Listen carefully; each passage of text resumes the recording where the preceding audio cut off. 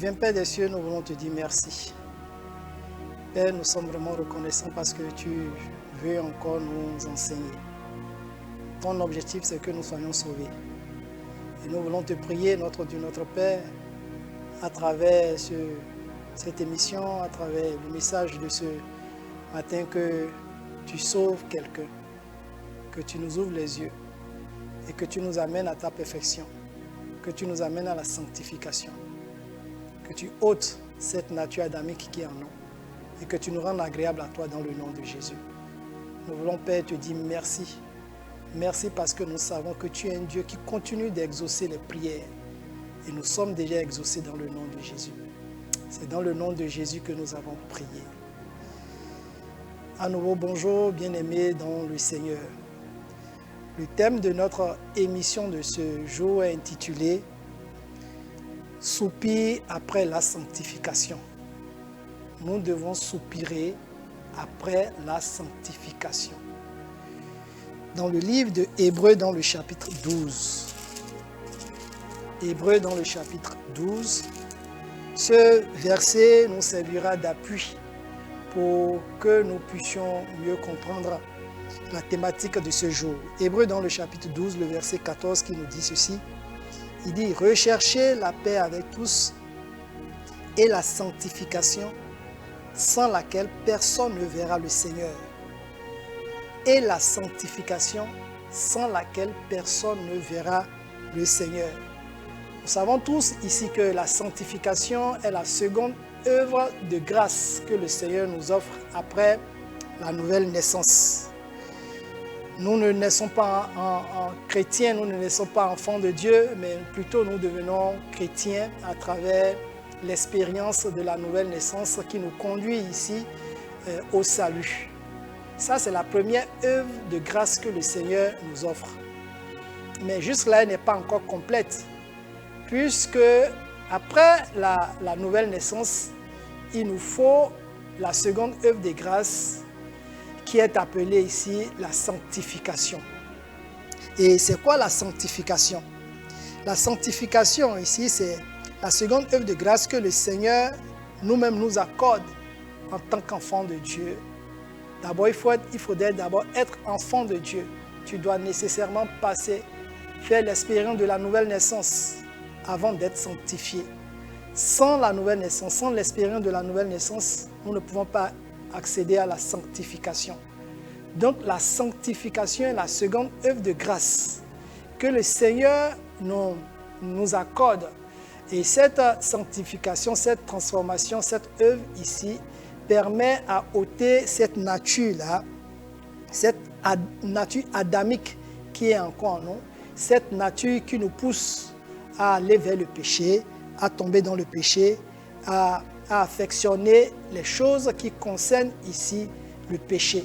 Donc, c'est cette opération-là, divinement, la chirurgie, une chirurgie divine que le Seigneur opère dans la vie du croyant. Mais là, cette étape de cette transformation, elle demeure incomplète si nous ne sommes pas sanctifiés. Parce que l'objectif de notre Seigneur, c'est que nous lui soyons agréables. C'est ça l'objectif de notre Dieu. Il faudrait que nous le sachions.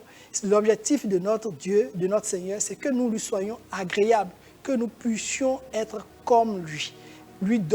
Il voudrait nous donner sa nature, la nature de la pureté et la nature de la sainteté.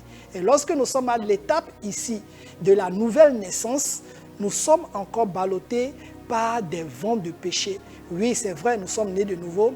Ces péchés conventionnels, nous ne l'avons pas encore laissé. Le vol, nous l'avons abandonné. L'adultère, la fornication, le mensonge, nous ne l'avons pas abandonné. Mais nous devons méditer sur quelque chose de très important. Parce que lorsque nous sommes nés de nouveau, il y a encore cette nature-là qui est en nous, qui nous pousse encore à aller vers le péché. Nous avons encore la haine, nous avons encore la jalousie, nous avons encore ici le désir, le mécontentement, la haine comme je viens de le dire. Mais ça aussi, c'est des péchés, c'est des sources de péché. Mais il faudrait que cela puisse être ôté, enlevé pour que nous soyons ici agréables à Dieu. Oui, le salut, Nous devons rechercher le salut, oui, mais la sanctification, nous devons soupirer après elle. C'est très important. Comme la parole de Dieu nous l'a dit dans le livre de Hébreux ici, il dit de rechercher. Il dit quoi? Il dit de rechercher la paix avec tous et la sanctification sans laquelle ça voudrait dire que si nous voulons voir le Seigneur au dernier jour, il faut ici que nous soyons sanctifiés.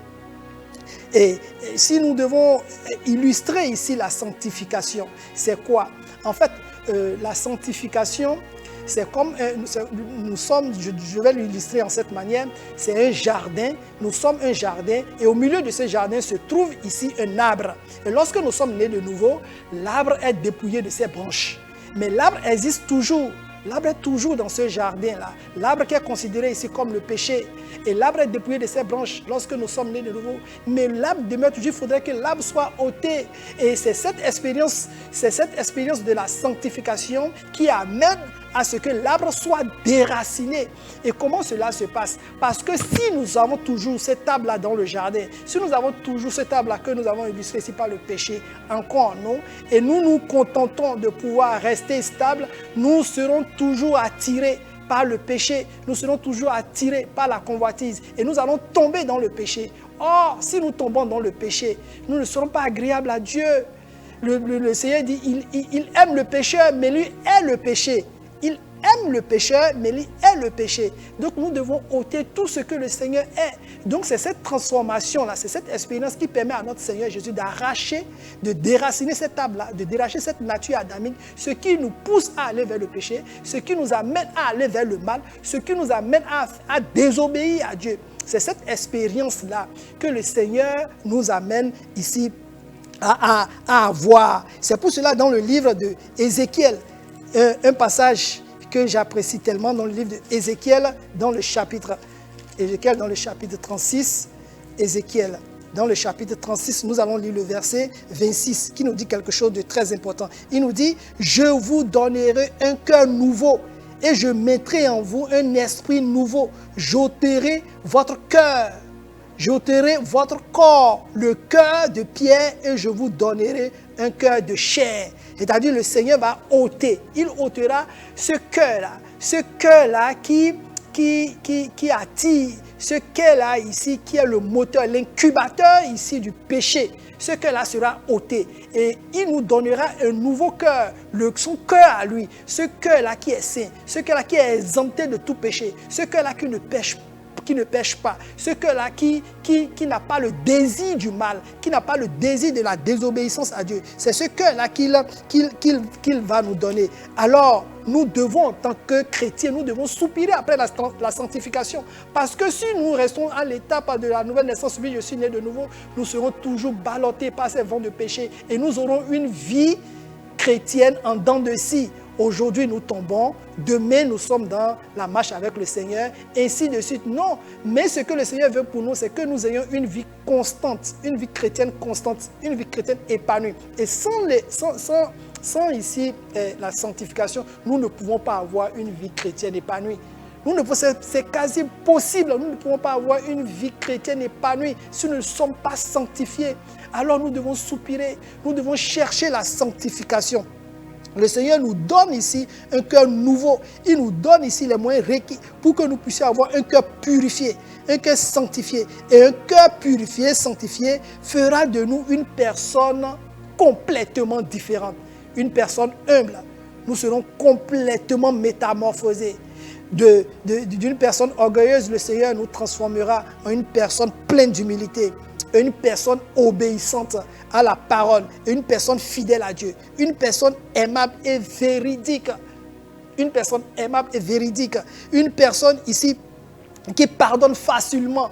Une personne qui pardonne facilement, qui cherche les choses d'en haut, c'est-à-dire les désirs de notre Père, les désirs de Jésus. Cet homme-là qui est sanctifié aimera les choses de l'Éternel, portera ici les charges de Dieu. Voilà, il portera les charges de Dieu parce qu'il a un cœur semblable à celui de Jésus. Il a un cœur semblable à celui de Dieu. C'est ce cœur-là que le Seigneur veut que nous puissions avoir. Et si nous sommes sanctifiés, nous allons chercher les choses d'en haut. Parce que la parole de Dieu nous dit, cherchez les choses d'en haut. Parce que là où se trouve notre trésor sera notre cœur. Celui-là qui a le cœur véritablement sanctifié cherchera les choses qui sont dans le ciel, les choses qui sont en haut, là où la teigne et la rouille ici n'existent pas. Voilà ce que la sanctification nous fait. La sanctification encore nous amène à être sensible ici à quoi? À être sensible au Saint-Esprit,